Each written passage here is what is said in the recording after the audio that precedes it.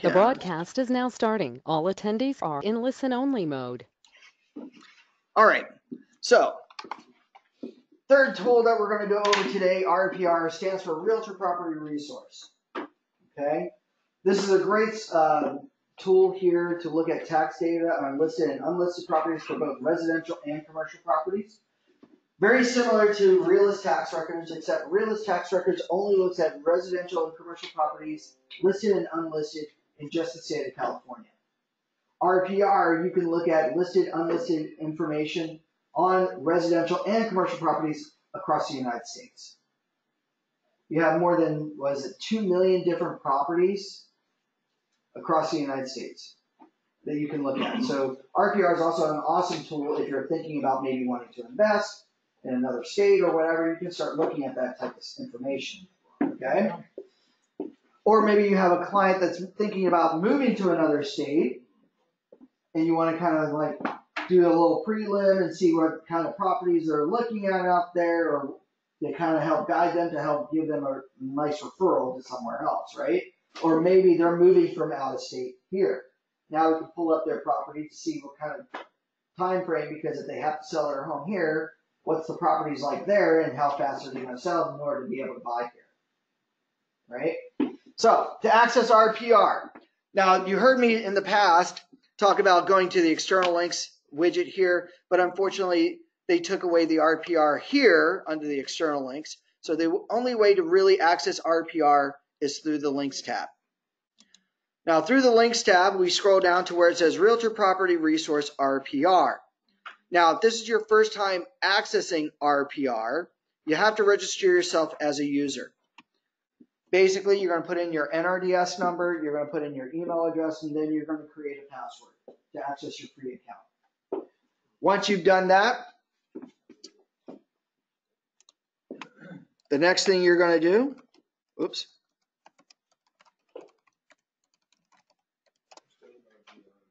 what was that, sir? Realtor Property Resource, parentheses RPR, and that's found under the links tab. It's above Remind. The ID. The ID NAR. Oh, your NRDS number? I think your NRDS number here at Rancho begins with 193. If not, I do believe Tracy or Sanders or even Rodney would be able to pull that number for you. Now, the first thing that you're also going to do here, as you're creating, or after you create your username and password, is fill in your profile. Profile is important because as we put together reports to create CMAs and other reports, we want our information to appear. So again, upload your photo of yourself, upload your company logo, fill in your contact information, your brokerage name, your brokerage information, things like that, right? Where do you run the profile? If you've already accessed it before, click on the gear icon over here to the far right. Okay. Here you should see profile, and now we can put in all of our information, our mobile number, our fax number, our whatever other information that we want to be contacted at. Once we input this information and we hit save, we're now going to click on the home section. Now under the home section, everyone's defaulted to the for sales choice. Now the property is not for sale yet and it's never been listed, and I can type in the property address and won't find the property, right? Instead, click on the tab that says all properties. Here under the all properties, now we're looking at any property, or you can put in any property address anywhere in the United States, whether it's listed or not, to look at information. Just to demonstrate this real quick, I'm going to put in my old property address, or I should say an old address that I used to live when I used to live back east. So here we're just going to put in my old address, 39th Street, Northwest, Washington, D.C. And now I'm going to hit search. And now, just to show you, I've got tax information on an old home that I used to live at when I was a kid. Okay? So you're not limited into this. So now, we're going to sit down with a potential seller. We need to get some information so that we can create, say, a CMA. For those of you who don't know what a CMA stands for, it stands for Comparative Market Analysis. It's what we need in order to sit down with them to show them what's happening in the market to help them or help guide them to list their home, right? So, anybody here have an address around Lakewood? Bellflower. What was that? Bellflower. What? 157. 157 50. 50 Carfax. CARFAX. FAX Yeah, Carfax. Avenue in Bellflower. Yeah. There we go. So now we go here, we hit the search, and now we see that the property at 15750 Carfax in Bellflower, we have an RBM, Realtor Value Market or Assessed Value Market of 520, right? We see some basic facts: 3-bedroom, 2-bath, single family, living square footage of 1157, estimated value, and of course, homeowner information, right? Now we come down below. We can see any property photos listed from the MLS. We have some property notes that we can make. We have homeowner facts. The home facts itself, we have public information, but you see this column here that says your changes. What's nice about this is that, say, I can make my own notes about this property. So if I happen to walk through the property and I see that the property on the public records has 3 bedrooms, but I see that the homeowner, through the course of the years that they've owned it, they've added an addition to the property, I can make notes here myself, which will now affect the RVM. So as an example, just to demonstrate, say I click on the bedrooms and I say that there are 4. The moment I click outside that box, we're going to see now a refined value. Oops, wait a minute. Save. A refined value of $558. So I've increased the property by a little over $30,000 by just adding 1 bedroom. I can do that for any of the property stats. Now, this does not affect the actual public records. This is only for my purposes only, okay? Now, from here, we've also got some charts, but we got exterior details, location. I can click on the tab at the top next to summary and click on history. What's nice about the history, I'll see the history of the property, like prior sales, tax assessment, mortgage data. Again, this is all public information. So I can see when a person took out a mortgage, who took it out, what entity, and how much they took out. Here we got distressed information. So I see that there's and I'm glad that this came up, that there's a notice of trustee sale that happened back in 2009. So there was a notice of foreclosure, then it went to notice of trustee sale. So somebody bought it from auction, I guess.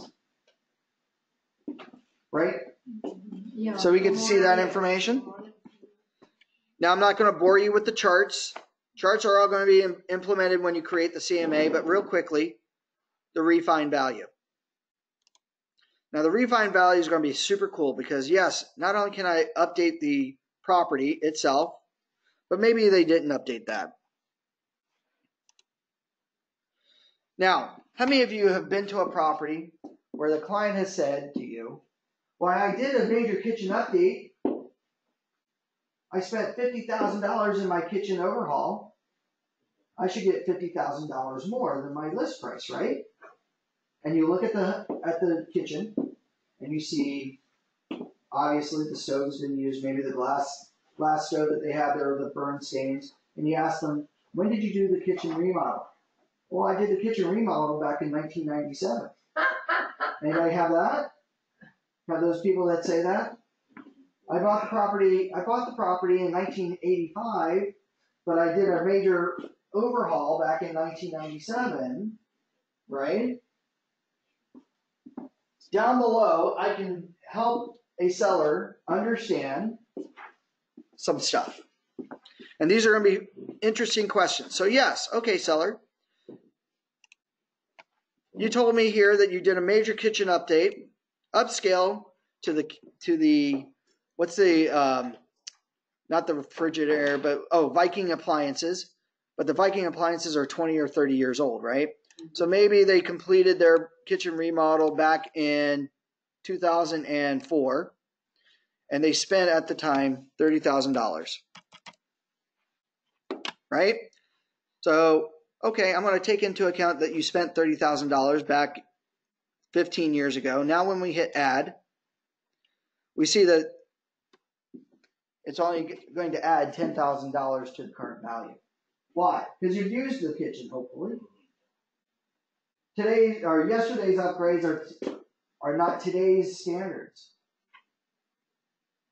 Yes, Viking appliances are great, but as they age because of depreciation and because of usage and this, that, and the other, right?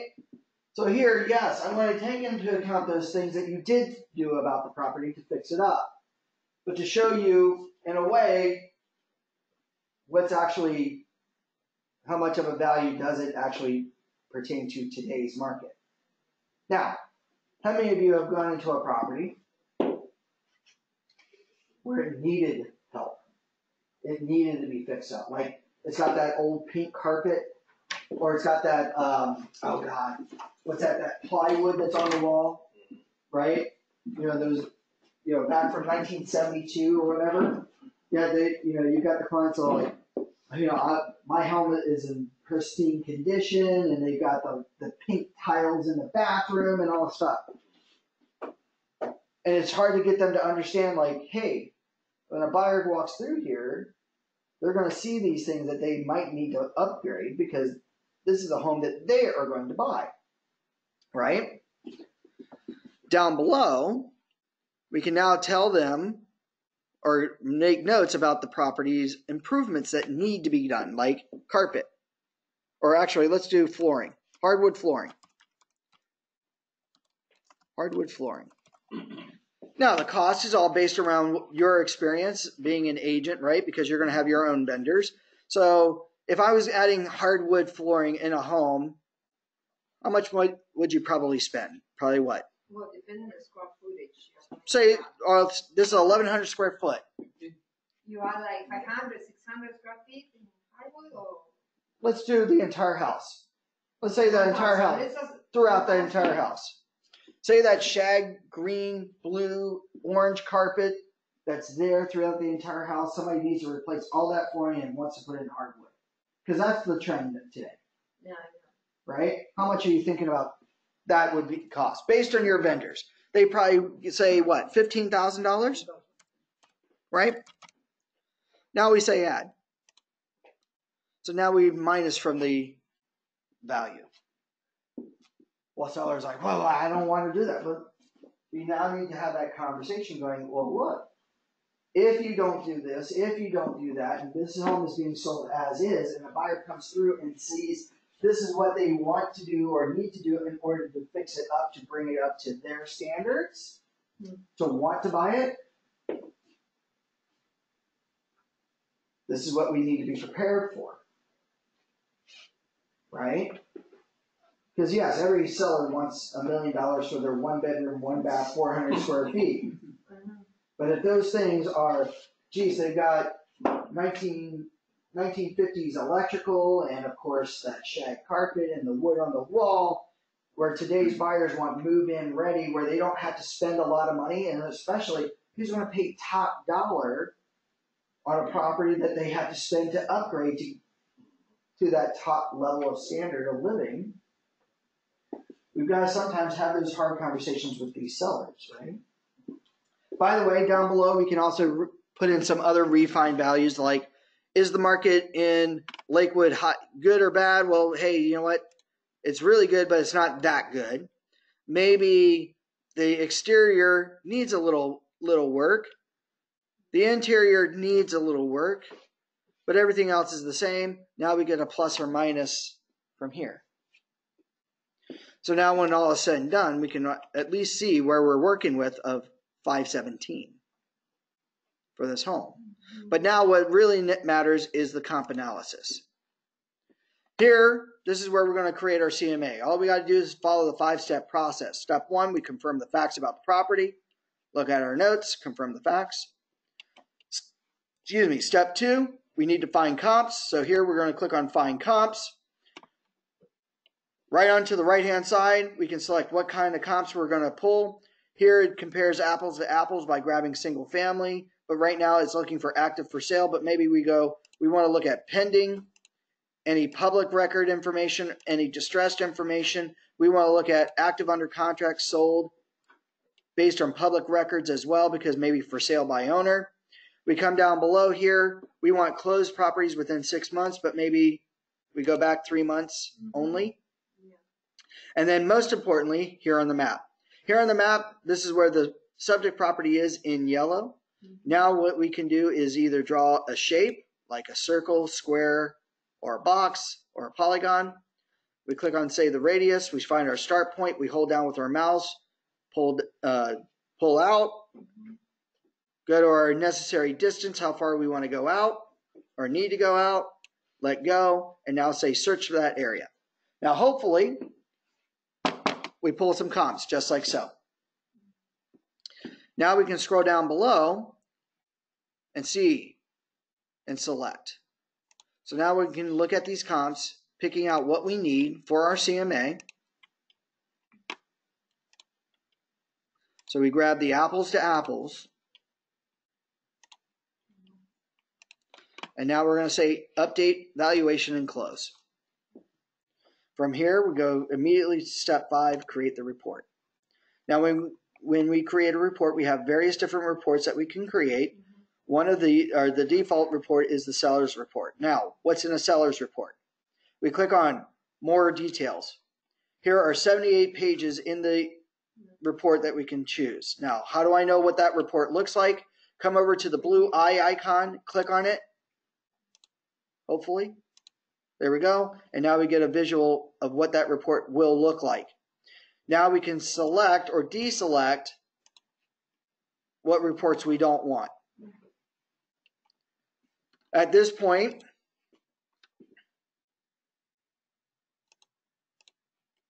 we can come down below, and now we can say deliver it either as a PDF to me, or I can email it to a client. But here, if I hit create the PDF and I set run the report, now in about 2 to 3 minutes, the report will be created. Okay?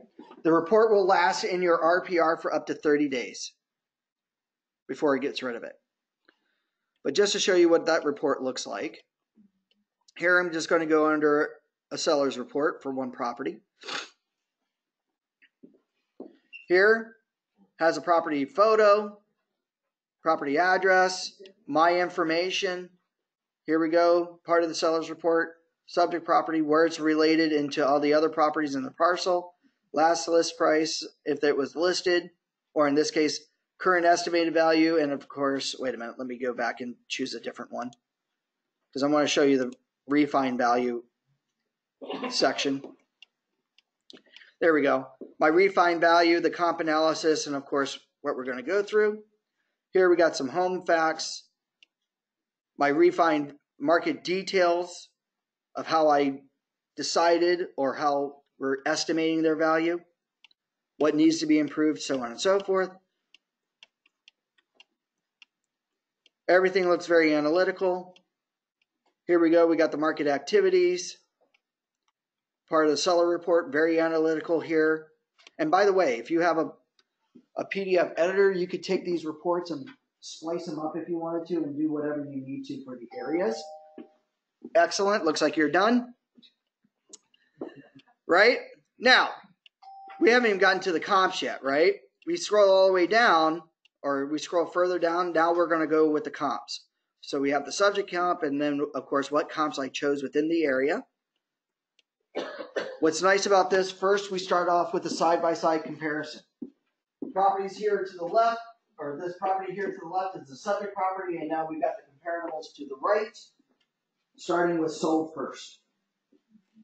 So now we can show side by side how this property stacks up to the other properties that we chose, right? Then, of course, into the active, plus all of its features. Then they break down each and every individual comp. So now I get to see the actual individual reports if I choose. So we can be super highly detailed with our CMAs. So this is going to really help us with those personalities that are very analytical and only want to see the hard number facts. Anybody like that? Very, very detailed, right? And by the way, I can do this on commercial properties too. Do the same thing. Now, one other nice thing. Anybody here dealing with a buyer? Sometimes, right? Buyers sometimes have children. The children got to go to where? School, right? They're thinking about buying this house. I don't need to make a seller's report, but I want to give them a school report because they're asking me about schools in the area. Now, right now, as it stands, this gives me what schools designated by the school district this home goes to. So now what I can do is I can now pick that school. So maybe in this case, the kids need to go to elementary school. Now I can say select this school. Again, I can select what reports in the school report. And now I can say run the report. It'll create it in less than 2 minutes. Now on the school report, it'll be kind of awesome in this case of what you'll get. Here, when I open up the school report, it gives me a map of where that school, what home, or a map of where this school covers. Gives me some interesting facts about the school, starting with overall rating about the school. So in this case, this particular school is an A+ school. It tells you how many kids are currently enrolled, student-teacher ratio, right? Student free lunch. I think you all have heard that, right? Where the kids of low income or whatever get free lunch program, right? And of course their academic grade. Here we go. In this particular school, yay, glad that one came up. So we'll show this particular school.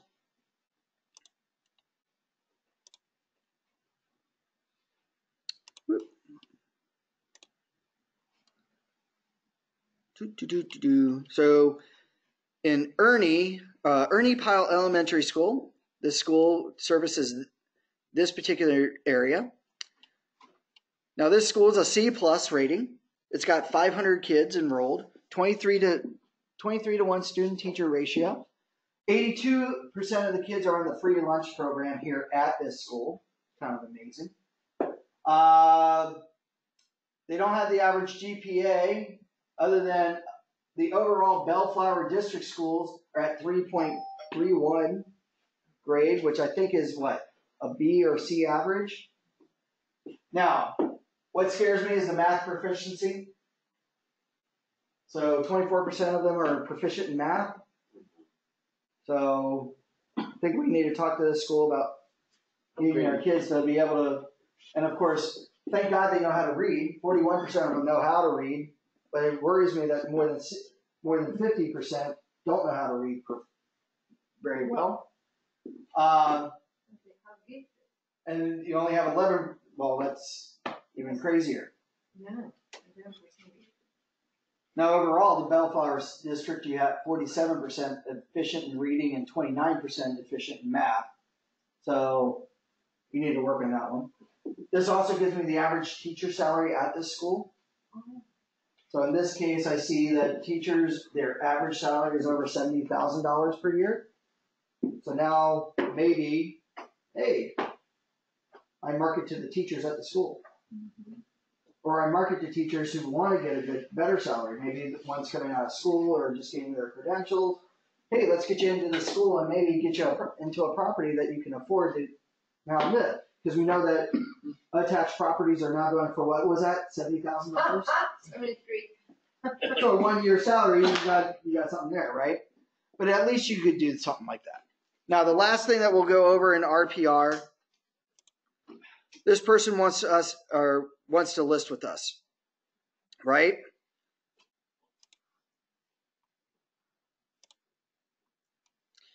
So here we'll pull up that Carfax Avenue again. I need to make a transaction. I need to put together my listing agreements, this, that, and the other, right? Now, what do you guys do right now? You go into Zip Forms, you create a transaction, right? You grab a form, then you got to take the entire form from scratch, right? This is where you're going to have fun with RPR. without having to jump over to zip forms right away, there's a button here at the summary of a transaction that says zip forms transactions. What I'm now going to be able to do from this feature is import tax data for this home onto my contracts. So you may be familiar with a feature in zip forms called Mls Connect. Mls Connect allows you to import MLS listing data directly onto your contracts. Great for when you represent a buyer, right? Because now you can just pull the listing data over so you don't have to type as much. Yep. Well, now this feature is great for a seller because now with RPR, you can now import tax data information onto your contracts for your sellers. So how this works, we click on Zip Forms Transactions. We now say start a new transaction in Zip Forms, and we're going to select a listing. Now I'm going to say OK. Now I can go into Zip Forms. Zip Forms should open up for me at this point. And now you'll see in my transaction list. So Zip Forms have to already be open, or it's automatically? It's automatically opening it for me right now. Because when I go into Zip Forms, when I sign up for RPR, there's a button in Zip Forms that says View RPR. If I click on that, it'll ask me, oh, would you like to merge your RPR account and Zip Forms together? You want to say yes. So that's in Zip Forms? That's in Zip Forms. Okay. Now, at that point, whether I'm in RPR or I'm in Zip Forms, I can now import that information from their tax records onto my contract. So where's that button? So in Zip Forms, oh, by the way, you'll notice that here's the tax information, right? My transaction has been created because we've opened up the transaction. Now all I got to do is just say apply a template for my seller, my listing template. So now when I go over to the documents area and I go into, say, the cover sheet, I'll see homeowner information already pre-typed in. I'll see property information already pre-typed in. The only thing I need to type in now is my list date, my expiration date, my list price, right? I didn't have to worry about grabbing from scratch because I applied the template, my listing agreement, because it's already there, plus any other form. So now we created that transaction in less than, 30 seconds. Now, if you're doing it from within Zip Forms, be at your transactions level like this, and there's a button here that says View RPR. So when you activate your RPR account, you will come here to click on View RPR, and they will now merge. Okay. Now this is usually reserved for the advanced Zip Forms class, but I wanted to show you guys today because we are talking about RPR. Okay. All right. Any questions on RPR? Oh, by the way, sir, I know you work with residential or commercial, right? Multifamily. So when you pull up that multifamily property, there's also a tool here to analyze it if it's a good investment property, either for short-term or long-term investment. So if you click on this property analysis for investors, you'll just go through and it'll ask you, are you talking about short-term? Are you talking about long-term? How much are you spending? How much needs to be improved? What's your loan? So if you're doing it as a flip, you can say, all right, I want to be able to flip this property in 4 months based on the current market. This is my interest rate. This is my payment, my offer price, and then it'll analyze it and say if you're going to have a plus or a minus of an investment. So if you're working with an investor, that particular button is totally awesome. So what reports can you post on social media?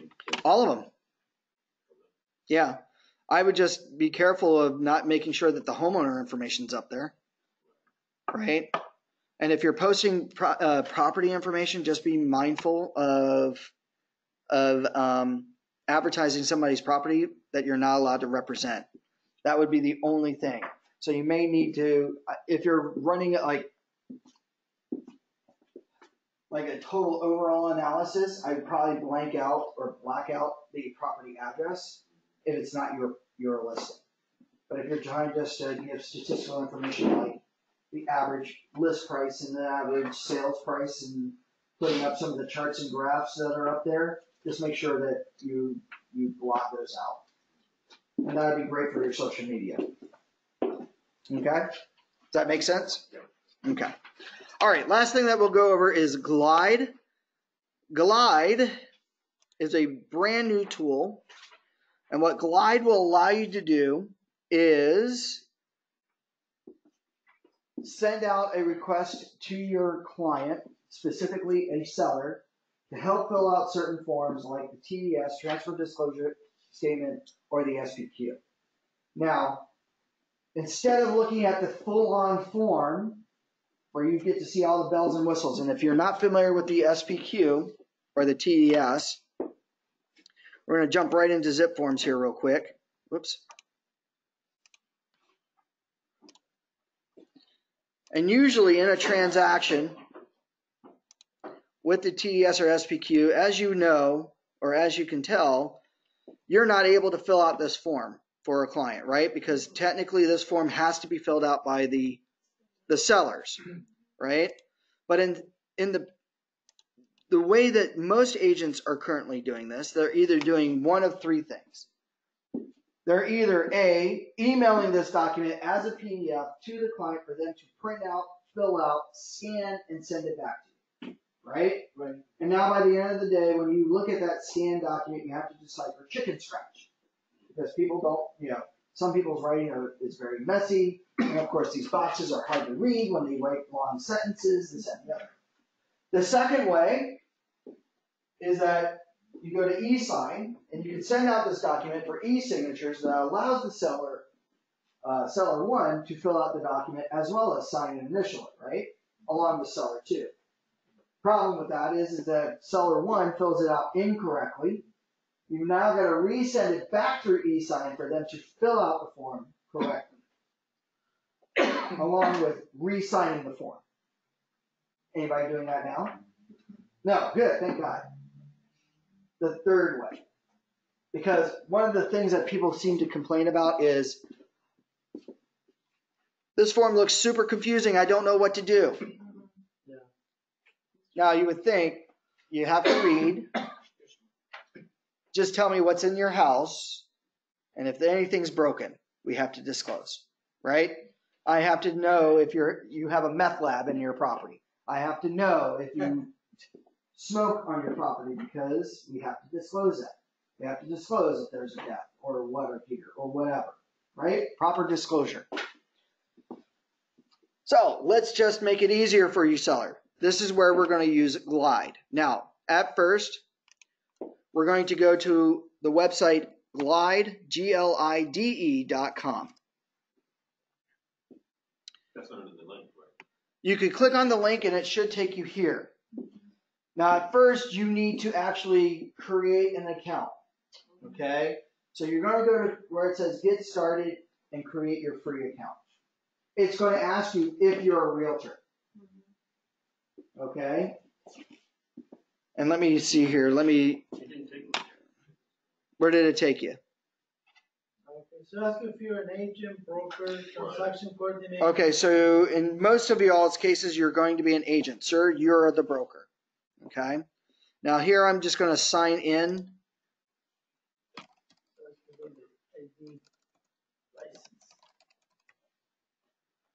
And hopefully I can remember my password for my admin account. Okay.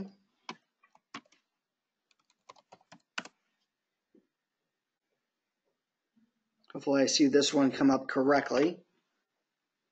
Yes, I do. All right.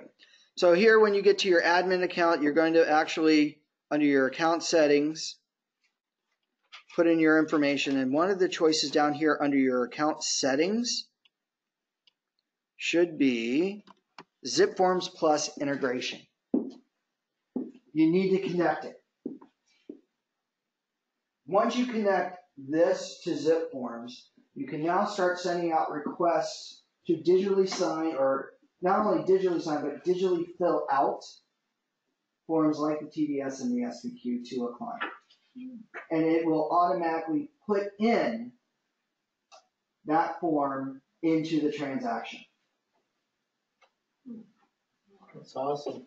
So, when we do this, let's see if I can get back.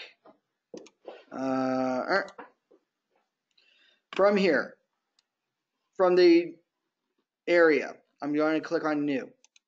When I click on New, I'm going to say we're going to need to just do the seller's disclosures. Now I'm going to choose the account, my account from Zip Forms, and now I'm going to pick what transaction I need my clients to fill out the disclosures for. So here, maybe I'm going to select this Clearwater, the Clearwater one. And I'm going to say, yes, we're going to fill out disclosures for Clearwater. It's going to ask me a list of questions here. Am I the listing agent? Yes. Continue. What documents am I going to send out? Now, unfortunately, right now, this does not have every disclosure. Why? Not every disclosure the seller has to fill out. The two big ones, however, the TDS and the SPQ. Now, what's the differences between the two? Anybody? I'm not going to ask you, Sir Broker, because you should already know. Well, That's my TC. And that's your TC. Don't say that.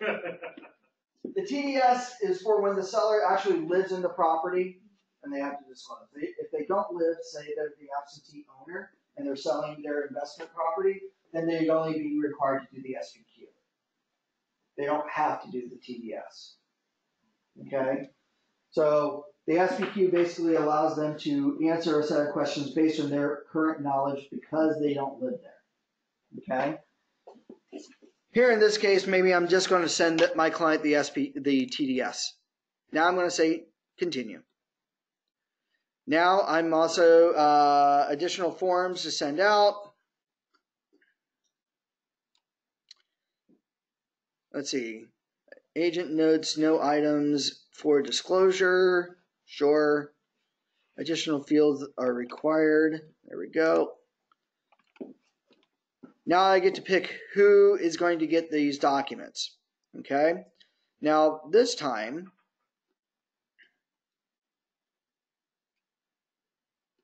email required. Click to add. And actually, I'm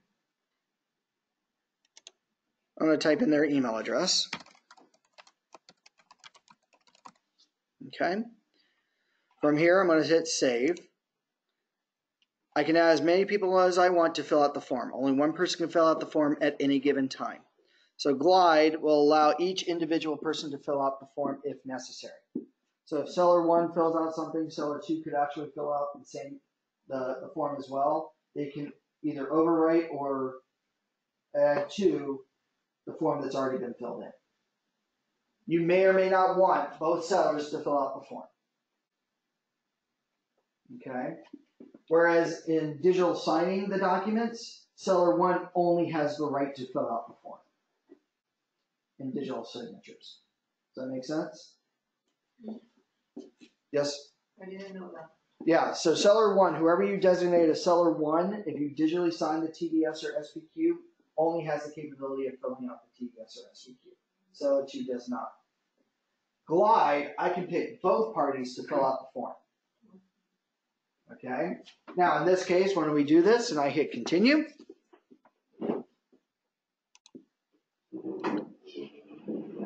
okay, I guess it wants me to fill out for, actually, cancel. We're going to take this person away. Now I'm going to hit continue. Here's my email that will go out. I can rewrite over this except for the recipient because that's a default code. Now I hit send, and now it's being processed to send out to the party. Okay, so now we're sending this TDS to the client. So now let's jump over into my email as the client. They get the email.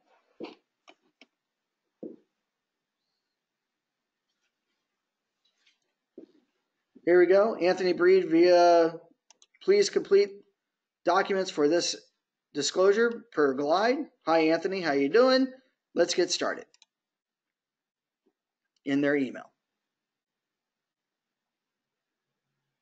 Now they're going to sign in. So it's pretty much like DocuSign. No, because we haven't signed anything yet. What we're doing is we're filling out the form. So before we send it out for signatures, right? Now we as the agent won't send it out for signatures, and we can send it out through Bried only after we approve it. So this is a way of making sure that the client fills it out and fills it out correctly. Right? So here we go. Hi, Anthony. Let's get started with your disclosures. Okay, let's continue. Here we go. They read through the legal consent, what they're about to do. Great. Read through it. Please accept it. Here we go. We're going to gather relevant information about your property at this, and we're going to basically look at past disclosures. We're going to hit continue. We're going to walk through the property right now, so hopefully I know what's in my home. So here we go. Tells you how to fill it out. If I'm unsure, I can flag it. If they flag something that they're not sure about, it won't let them complete the form, but it sends me, the agent, a notification that my client has some questions about the form. And it will tell me where they're having questions or issues at. So now I can have a conversation with them. Okay? So we're going to now continue.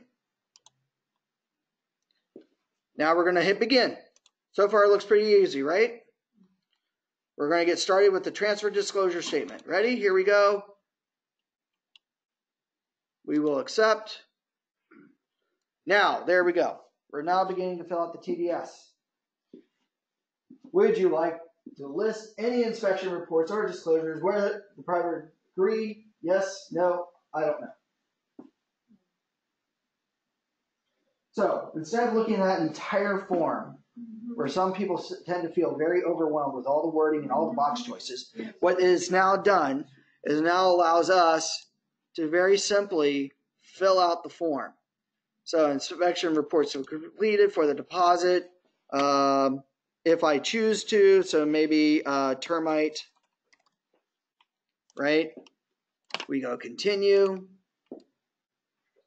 Here we go. We got the property items. So now, is the seller still occupying the property? Yes, I am. Only reason why I'd fill out the TDS. Here are the appliances. So now I have a range oven. I have a microwave, oven, oven, dishwasher, garbage disposal, wiring, washer dryer, or none of these, right? So we got all this. And of course, what else do we have? HVAC. I do have air conditioning. I do have central heating. And of course, sewage. I've got no sewage, right? Well, either public or septic tank, right? So we can just go right on down the list.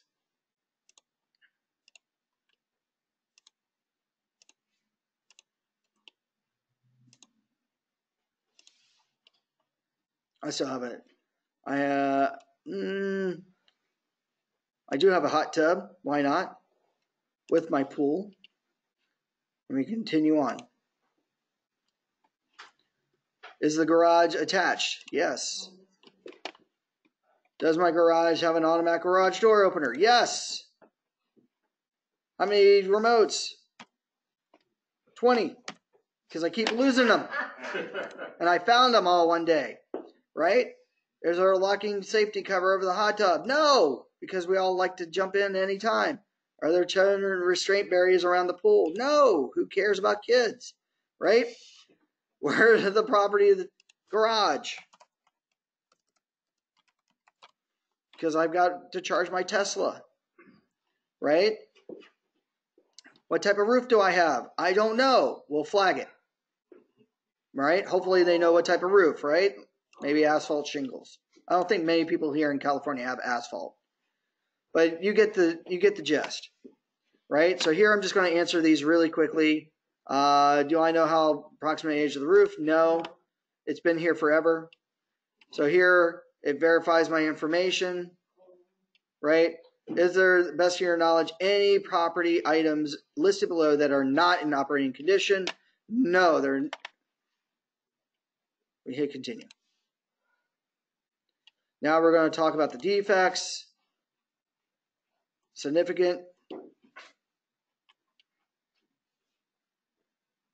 Interior walls, sure, continue. You're right, whatever the problem is, continue. Property issues, no. Are you aware of features? No. Any substance abuse? No. Encroachments? No. Right on down the list. It looks pretty simple, right? So what it's doing is it's asking the individual all these specific questions about their home, and hopefully now they're more easily and more comfortably doing this, right? Yeah, because the client now doesn't need to read one by one. It's just replying and that's it. They're replying to the questions being asked, and that way we're going right on through the list, and there are a lot of yes/no questions if I recall in the TDS, right?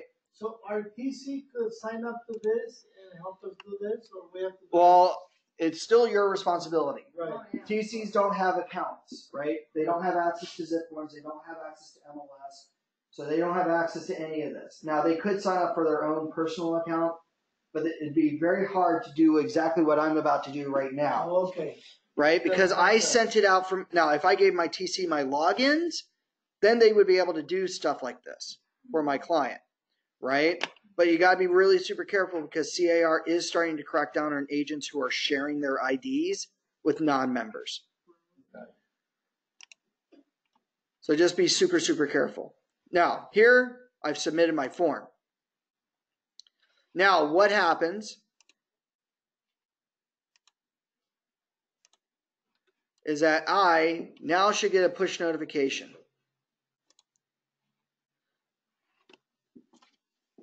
The push notification now says that my seller has completed disclosures for that Clearwater property, right? I can now view it. When I view this, I can now review everything that they've asked. I can now look at it. I can say, approve it. But most importantly, I can now send it out for e-signatures, either DocuSign or digital link. Okay. So now I can send it out from this platform to the parties. Now, just to show you also real quickly, we're going to jump back into zip forms. We had that client fill out the TDS for Clearwater, right? So here I'm going to pull up that 7 Clearwater property, and we're going to jump right into that TDS. And now we see all their information that they filled out just 2 seconds ago.